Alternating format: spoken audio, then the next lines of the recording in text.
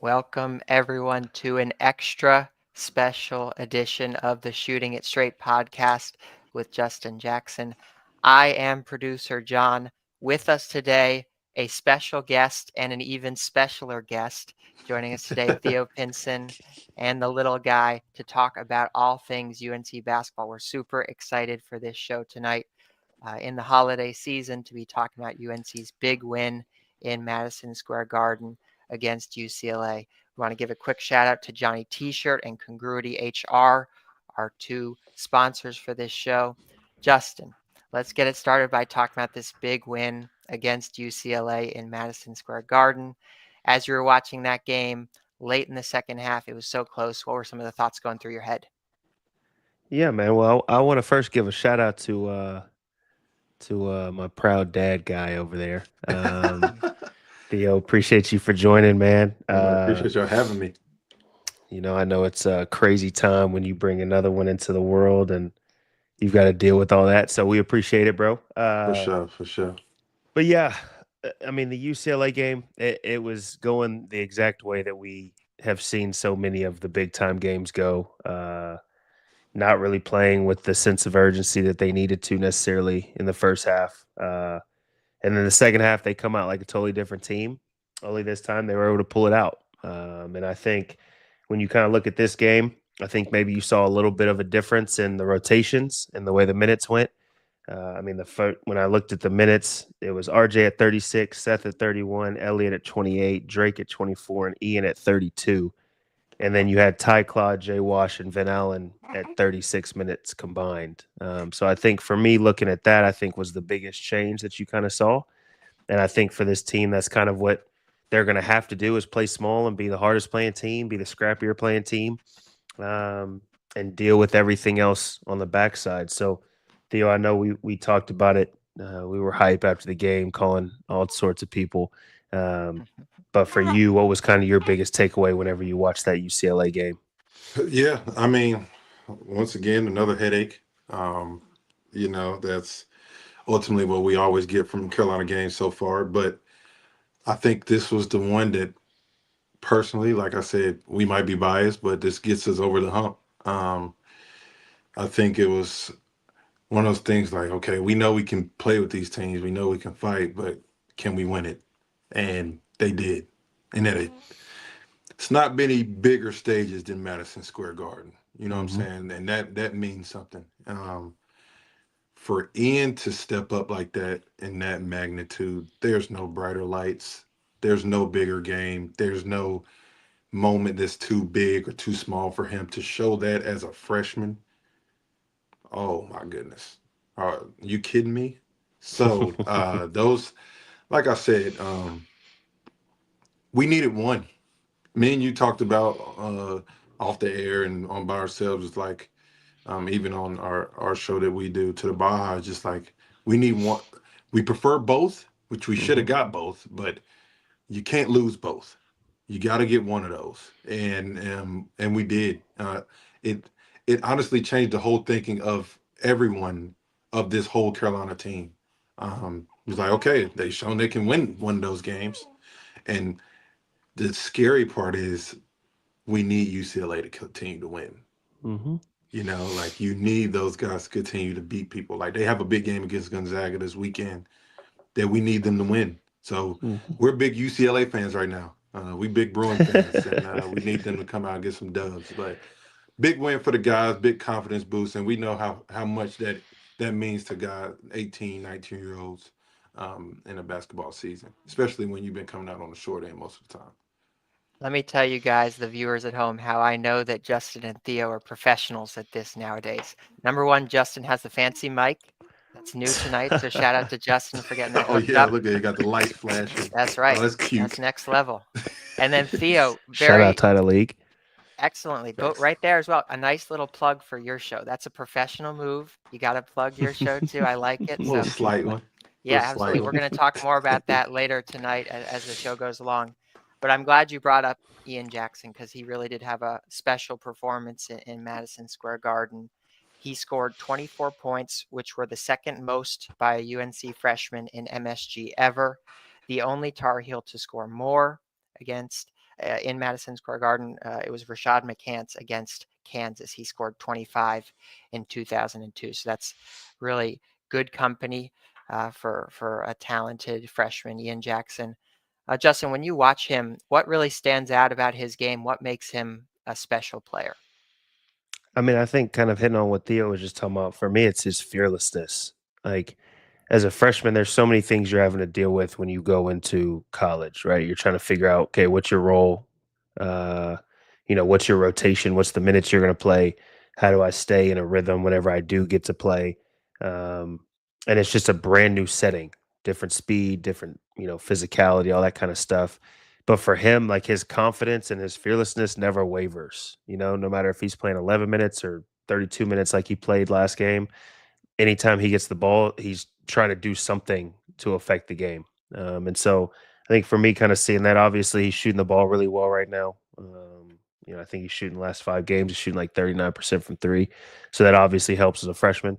But I think a lot of times, you don't see this kind of fearlessness and just, no care factor when it comes to him trying to score the ball. And I think it's coming at a perfect time, and I think the team is kind of seeing that, and you kind of see throughout the game how they're kind of rallying around, whether it's Ian gets it one possession or RJ gets it the next possession, whatever it is, having that second score is also taking a lot of pressure off of RJ. So I can't say enough, kind of the confidence that he's playing with, especially as a freshman, like Theo hit on.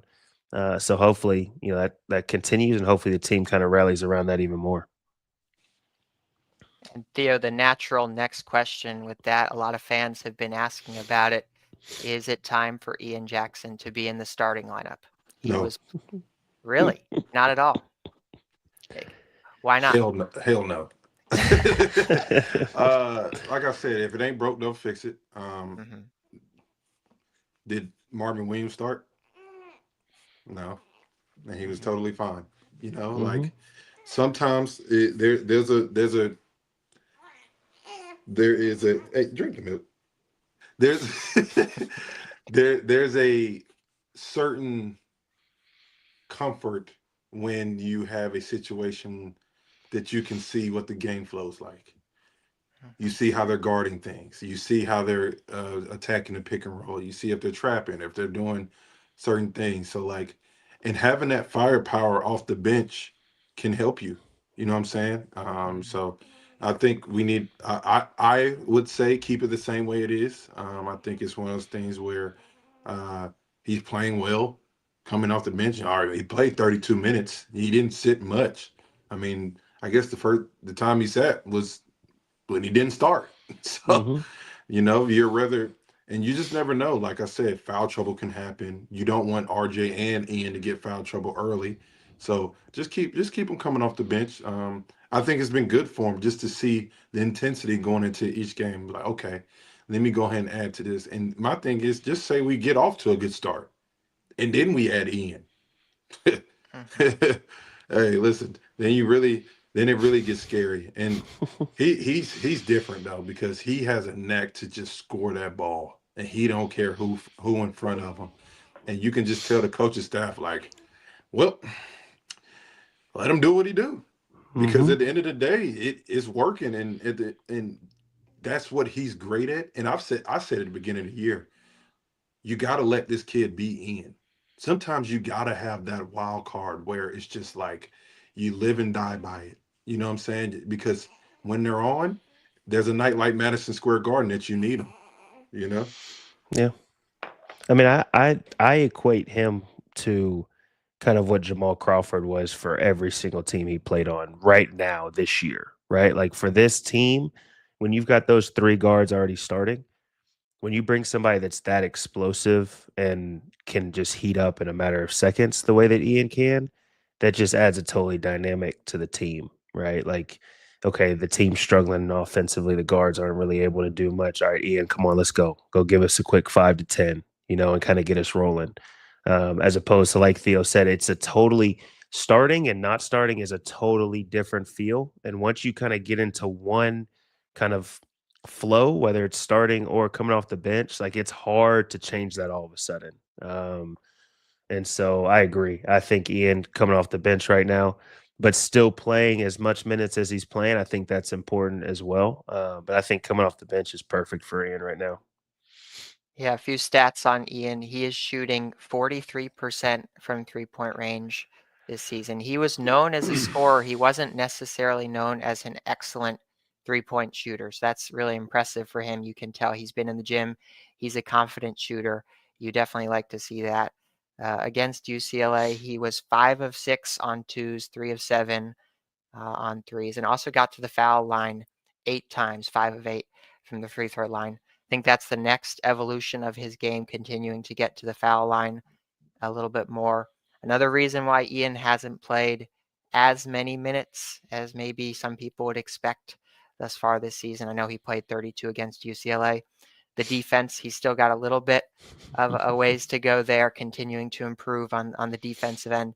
But when you're that good offensively, you just can't stay off the floor. And it was interesting to see the lineup that Hubert went to throughout the game and closed with essentially 4 small guards: EC, RJ, Ian, and Seth. And that was a really interesting lineup for me, just because, that's a really small group right there. You get some rebounding from Seth. Theo, I'll come to you on this question. What did you think of that 4 small guard lineup? Is that a matchup that worked in this game, or is that a lineup that UNC can use consistently moving forward? It depends on the matchup. I think it's one of those things where um, you kind of thrive off of it as a small guard. Like me and Justin aren't small guards, but there would be times me and Justin be at the 4 and 5, and we just like, let's do it. You know what I'm saying? Because you'd be like, you willing to try it, and you can hold your own. It's really just positioning. And as you can see, I've never seen RJ jump so high on rebounds than the other night, because they know that's their Achilles heel. They know that's the thing they have to do at a high level for them to compete. It's really rebounding, and it just creates so many matchup problems. And I want to give a shout out to Jay Wash.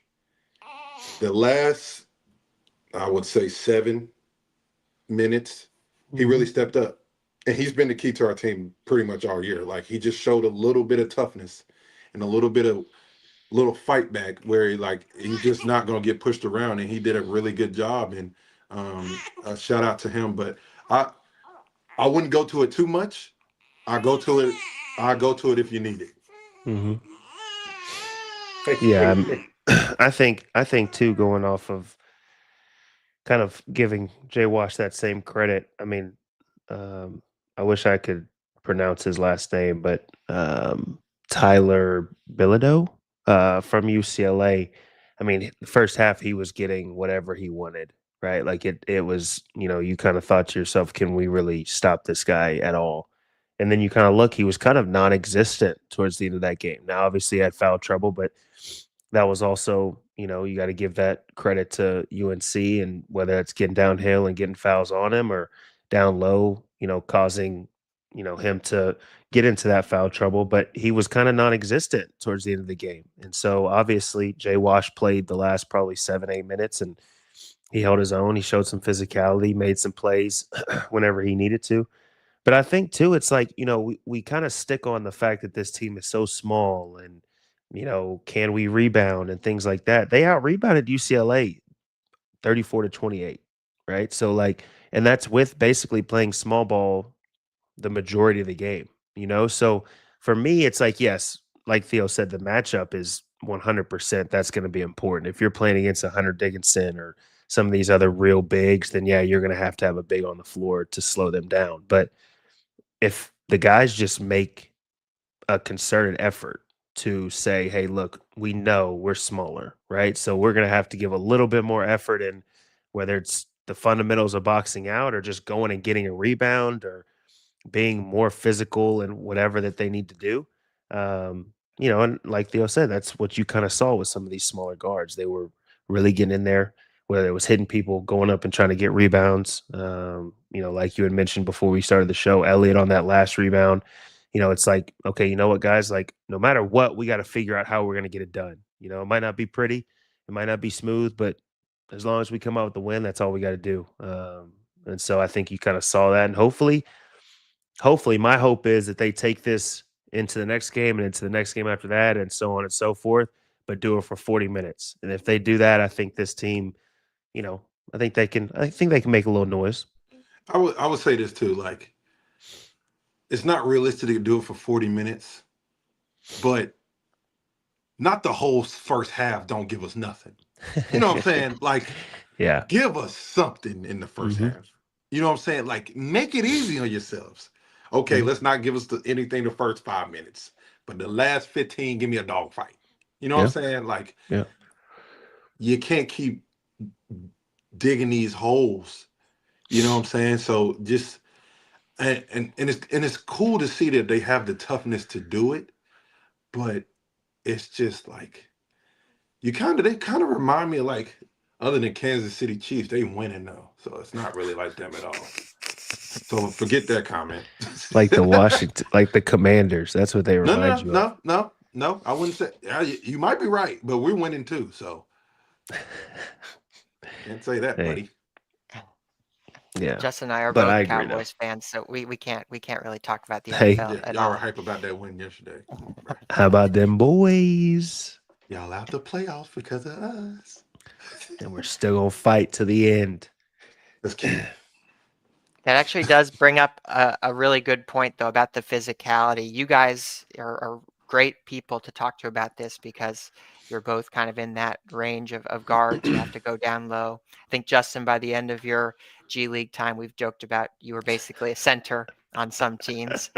Is it even possible as a guard to be physical and to battle for 40 straight minutes? Can you guys talk about the physical toll that it takes? How does it impact other aspects of your game? Is it hard to get in there and get a rebound on every single possession if you're undersized like that?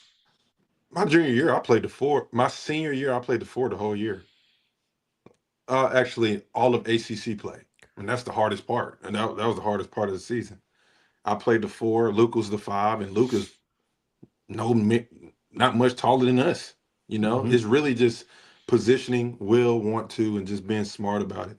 Because ultimately, we had one of the best offenses in the country. We were top 5 at least, because you just create a matchup problem every single night. Yes, you might get us in posters up each game, but you're not going to be able to run with us. You're not going to be able to keep us out the paint. We're going to be able to shoot your face off. So it's one of those things. It's a win-win. It's one of those things where it's like you got to give and take. So I think they should use it to their advantage. I think if Drake starts to figure that 4 spot out, it'll definitely help us out tremendously. Yeah, I think and I think the reality of it is too, it's not going to be pretty all the time, right? Like you might give up some offensive rebounds.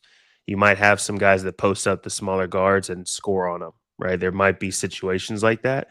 But for the majority of the game, having that ability to get the ball off the rim and at least 1 through 4 can just push it, right? And get out in transition like, this team loves to do and the strength of this team is. Or offensively, just being able to play, 5 out or 4 out and just whoever gets the ball, hey, let's get some sort of advantage and drive, kick, whatever. And I think the biggest thing is too, like people want to sit there and say, well, we're not going to be able to rebound. But being able to switch in college and take teams out of what they want to do is such a big thing, right? Like college players don't necessarily know how to take advantage of switches yet. And so being able to, hey, if they're trying to run some sort of action and boom, you're switching right off of them, then all of a sudden the point guard, whoever has the ball, is kind of taking a step back, trying to figure out, okay, well, now who do I go to? Where's the advantage at?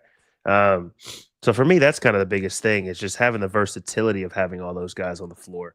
And I think with Drake, he already has the defensive side of things. And so defensively, like being able to have him at the 4 to be able to switch, I mean, that's to me that's a no-brainer of a strength that this team could have and use. We've talked about this a little bit already, but I want to bring in this question from Gene. Shout out to all the people watching us here live on YouTube. Justin and I are live every single Monday night during the Carolina basketball season, so we appreciate all of you watching us tonight. This question is from Gene, one of our regulars, so shout out to Gene for joining us tonight. What are Theo and JJ's thoughts on the slow starts. It's been a consistent theme for North Carolina. Basically, it feels like in every single big game they've gone down early. It was a slow start, and it was there were some points in the second half where it was an uphill battle for the Tar Heels. They were down 59-43 about midway through the second half in that game against UCLA.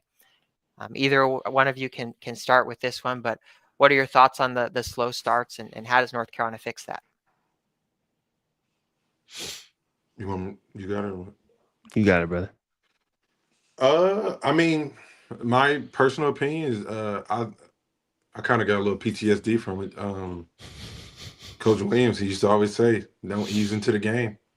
I think we're just easing into the game, and not saying we're not focused. Like, they prep, they do everything they need to do to get ready for the game.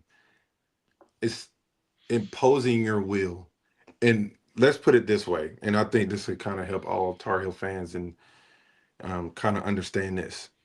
We didn't know how we were playing basketball. We didn't know how we were scoring. We didn't know who was our guys. We knew RJ was, but we were still trying to figure out that next guy, right? Mm-hmm. So now, as we go into ACC play, and this is how it always is, like every team is trying to figure it out, just like UConn was trying to figure it out, but they figured it out a little bit earlier, right? Now they're rolling. We're just now figuring out. Now I feel like you have probably start seeing a better start because now we know, okay, these are our guys. These are where we're going to get our shots. This is where I'm going to get my shots. This is where I can help the team. This is what I need to do to be on the floor. If I don't do this, I'm not going to play. Like, those roles are set at this point. You know what I'm saying? So that will help the starts, in my opinion. I think that was kind of what was hindering us because at the end of the day, we didn't know who the guy was. Like, we knew RJ was, but we didn't know who was going to come along with him. And now that they see, okay, Ian's like, all right, I don't care, I'll do it. He's like, cool. And now Elliot's like, oh, I got another shooter? Oh, bet. You know what I'm saying? So if we can get one more guy, like I said, I think Drake, if he can be that guy, and Seth is going to continue to do what he does. He create turnovers and transition like that. But like, us establishing those roles is definitely going to help us out tremendously. Yeah, I agree. I think kind of like what Theo was talking about earlier, there's also a difference between slow starts and a whole half of not playing great. And I think, unfortunately, a majority of these games that we've seen against these bigger teams, it's kind of been like a whole half, and then all of a sudden, the second half, they're trying to dig themselves out of the hole that they've dug. But I think it just goes back to kind of the mindset going into each game, right? Like, it definitely helps now having confidence, knowing like, hey, we've got some legitimate guys behind RJ that's kind of solidifying themselves a little bit more in an Ian, or guys like Seth and Elliott, continue to play well. Um, but it's just a mindset of going into each game, right? Like against, when they play, I think it's Campbell next. It's the mindset of going out here, hey, we're trying to beat them by 50. No disrespect to Campbell or whatever, but we're starting off this game and we want to be up by 30 by halftime, right? And shots may fall, shots may not fall. Rebounding may, go one way or the other. Might not be able to make free throws that night or whatever, but as long as the effort is there from the jump, and there's going to be lulls.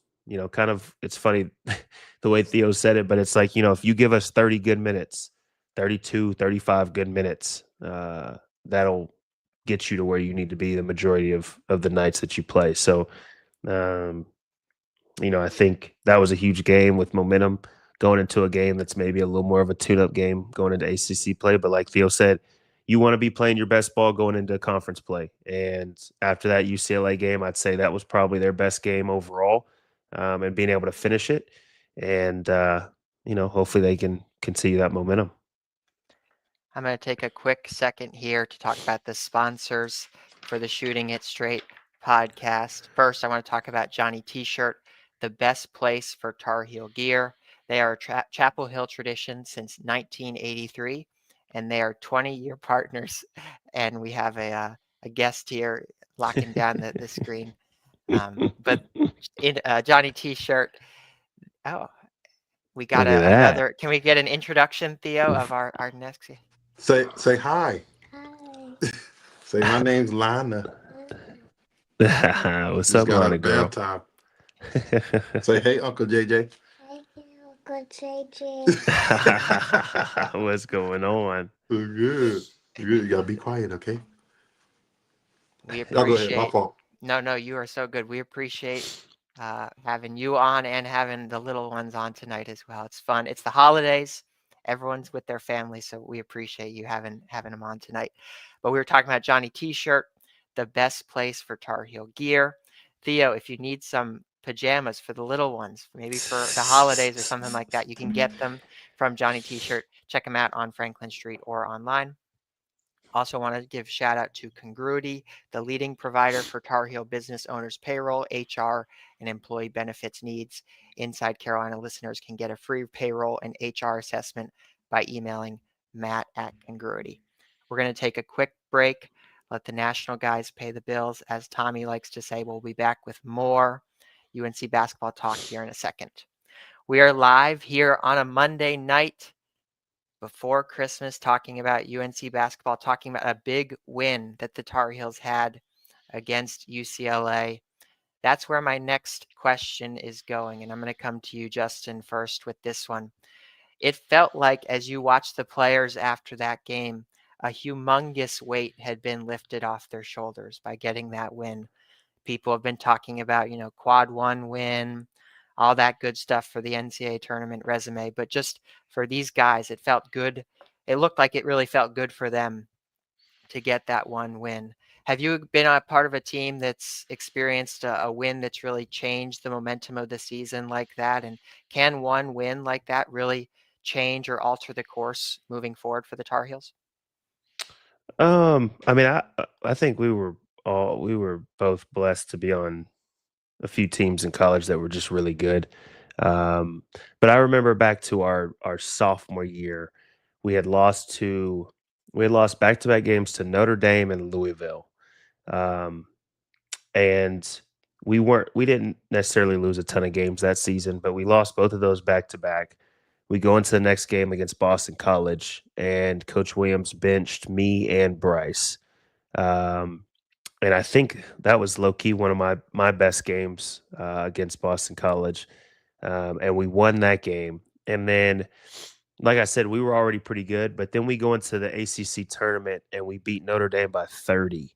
And then we go on to beat Virginia in the championship game. And like those two games for me, like I remember the Notre Dame game like it was yesterday. Like everybody was hype, everybody was cheering. Marcus had some unbelievable plays. Guys were making shots, making plays.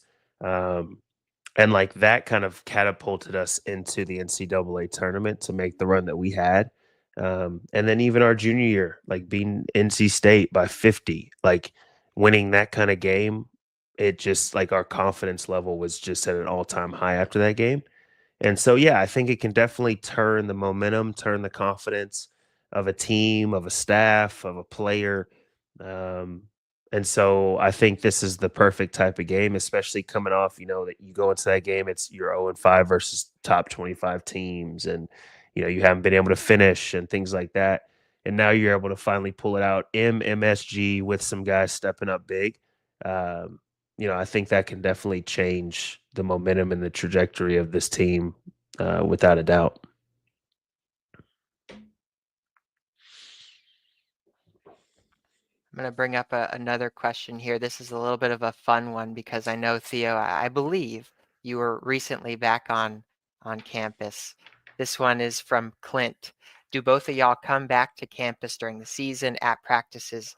Do y'all text current team members advice? But maybe more the first part of that question. Theo, what's it like to come back to Chapel Hill, especially maybe bringing some family around, getting to introduce your family members to some of the guys on staff? What's that process like for you? It's always fun coming back home. It's like you never left anytime. I mean, honestly, that was the first time I've been back for a game since I left. So that was definitely a great feeling, and it made me miss it. I'm not gonna lie. It was like smelling that popcorn is what I miss the most.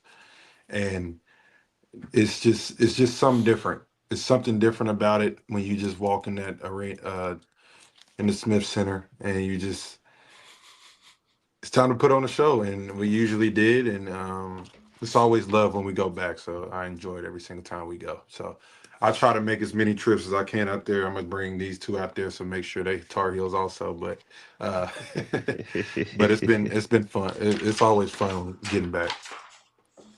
Justin, how about for you? Do you have any plans to bring the family to Chapel Hill anytime soon? You know what? We're trying to figure out if we could maybe make the North Carolina Duke game this year at the Dean Dome. I think it's like March 8th or something like that. Um, but yeah, I mean, even going in this, in the off season, the summer, you go back and you just remember all the times that you waking up having to go to 7 a.m. lifts and having to have practice at 3:30 and, coaches practice plans and then, just having shoot around pregame meal, like all of that stuff. You just, when you walk back into their, the Dean Dome, you just kind of remember and it comes back to you. Um, so yeah, hopefully we can make, if not that game, maybe another game at some point this season, but we'll see. We'll see what life has in store for us in the next couple months. Theo, when you went back recently, did you get a chance to talk to Coach Williams, and what are those conversations like a few years removed from being on the team? Yeah, it's good. I sat in his seat that he sits in. Tried to take his seat, but that didn't happen. But no, it's always good seeing him, man. Coach Williams is a big part of. Oh my God, there you go. Always touching stuff. Big Coach Williams is a big part of our my life. I won't speak for Justin, but he's done a lot for me. As far as just being there all 4 years. There's no better person. He's an unbelievable person, unbelievable guy, and it's always good to see him. And he always shows the utmost love towards me. And every time I see him, so it's been good. It was good to see him. I'm going to take us looking forward a little bit here. North Carolina has a break for the holidays, of course. The next game on the schedule is Campbell. North Carolina has never played Campbell, and they're 4-56 all-time against Power 4 opponents, 1-37 all-time against the ACC. Campbell's only win over an ACC team was over NC State in 1993. Theo, I included that just for you, just to throw that in there. Sound about right. Sound about right. 3 of Campbell's last 4 games against ACC teams, though, have been decided by less than 12 points. So a stat to keep an eye on there for the Tar Heels. Those stats were provided to us by a friend of the program at Campbell. So shout out to Davis there. I'll bring up this question from Brian. He puts easy win game. I'm not saying that at all. But what new lineup should we give a trial start, or maybe a different way of asking that question to both of you? What are some of the big things that you'd like to see UNC work on in a game against Campbell before conference play? Justin, we'll start with you, whether it's a new lineup or maybe a point of emphasis. What are you watching for in the Campbell game? Like I've been, harping on all year is just the consistency. I'd love to kind of just see them come out from the jump and consistently throughout the game play with the effort that they played with in that second half against UCLA. I think that's kind of the key for me. Lineup wise, I mean, I don't really know what are the lineups you can necessarily try. I think for me, the most important part of lineups is who plays the majority of the game, whether they start or don't start. And I think against UCLA, you kind of saw, I think, what you're going to see going into ACC play and going down the stretch as far as the minute, divvying up the minutes to certain players. And for me, that's the most important part. I don't think you necessarily just say, hey, let's throw a whole new starting lineup out there. I don't think that's what you need to do.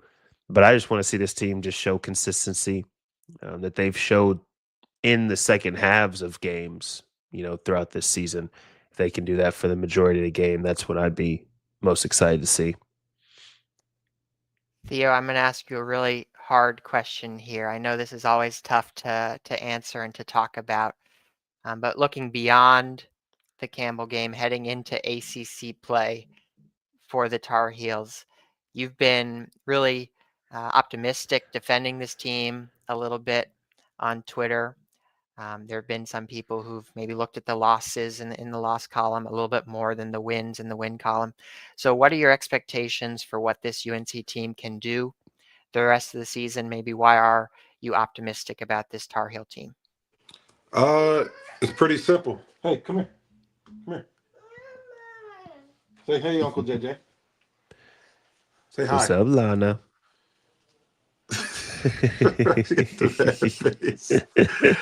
No, my biggest thing is we're not getting blown out. Like we've gotten the crap beat up in the first half, but we're fighting back and we're competing, and we've shown that we can play with the best teams. The only team that really kicked our butt was Alabama, and Alabama's one of the best teams in the country. But like I said, was it who did Alabama lose to this weekend? Northern. Who was it? It wasn't a great team. It wasn't a great team. So anybody can be beat. So don't overlook Campbell whatsoever. You know, everybody plays Carolina the best they possibly can. But like I said, these guys have the talent. They have the guys can do it. I don't care what nobody says. You got to have guard play to win in college basketball. We have the guard play. We just need somebody from the bigs to come to the party, and we will be okay.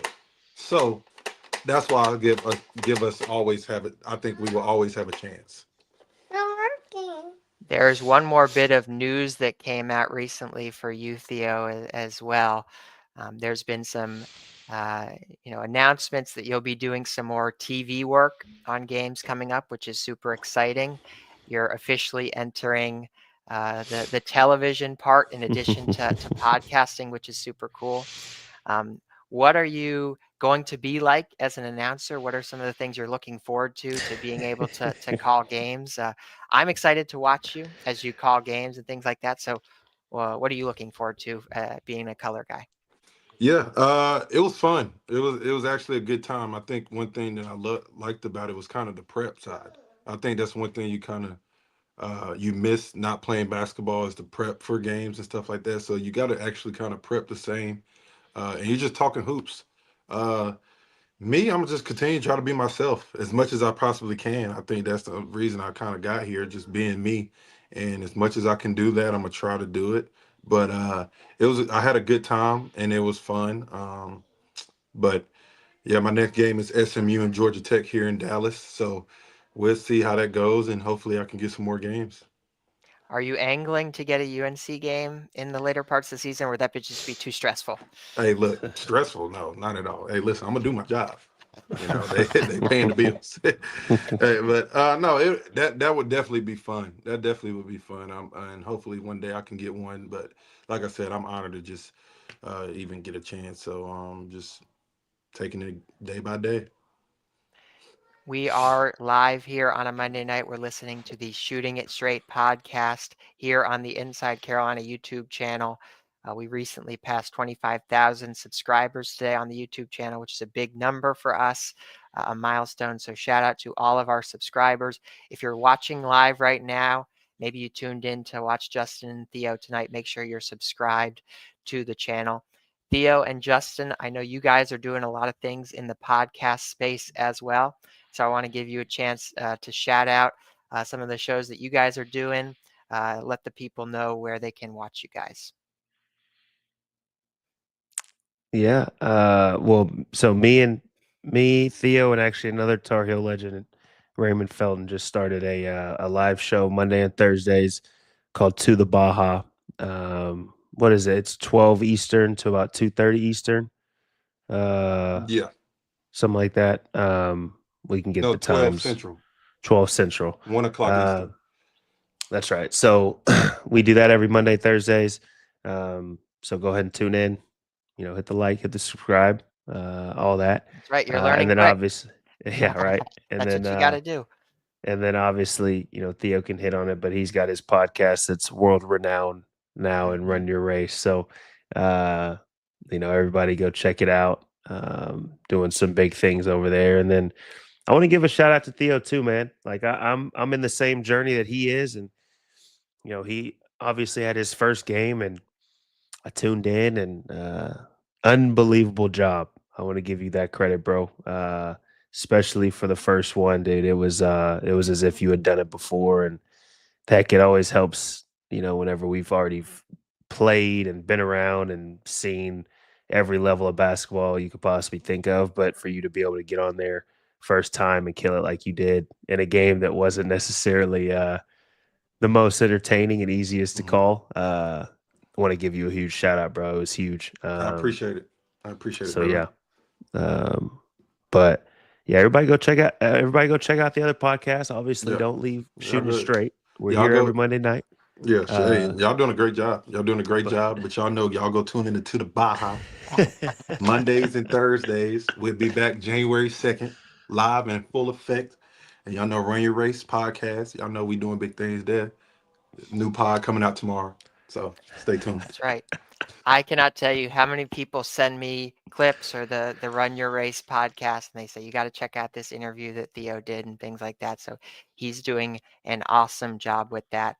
Like we talked about, the next game for North Carolina is against Campbell. They have a few days of breaks. So that next game is Sunday, December 29th at home. And then after that, it's ACC play right away. They go on the road to Louisville and on the road to Notre Dame. The Shooting It Straight podcast will be back next week. I guess not in 2025 yet, but almost to 2025 to talk about that Campbell game and to preview the ACC run that Tar Heels will be about to go on. Justin, I'll let you get the last word here on the Shooting It Straight podcast. Any final thoughts, any message to our viewers here on a Monday night? Yeah, I mean, I think everything we talked about tonight, as far as the team goes, I'm excited to see what they're able to do going into ACC play. Excited to see if they're able to translate how big of a game and how big of a win that was against UCLA to conference play. And if they do, I think they can make a pretty good run and make some noise. So excited to see that. Theo, once again, bro, I appreciate you taking time out of your busy schedule with those little ones and everything you got going on. Keep on being great, bro. Keep on doing what you're doing and making big things happen. It's impressive to watch and it's encouraging. So once again, appreciate you, man. Appreciate y'all having me, man. Absolutely. I'll see y'all. Appreciate you. All right.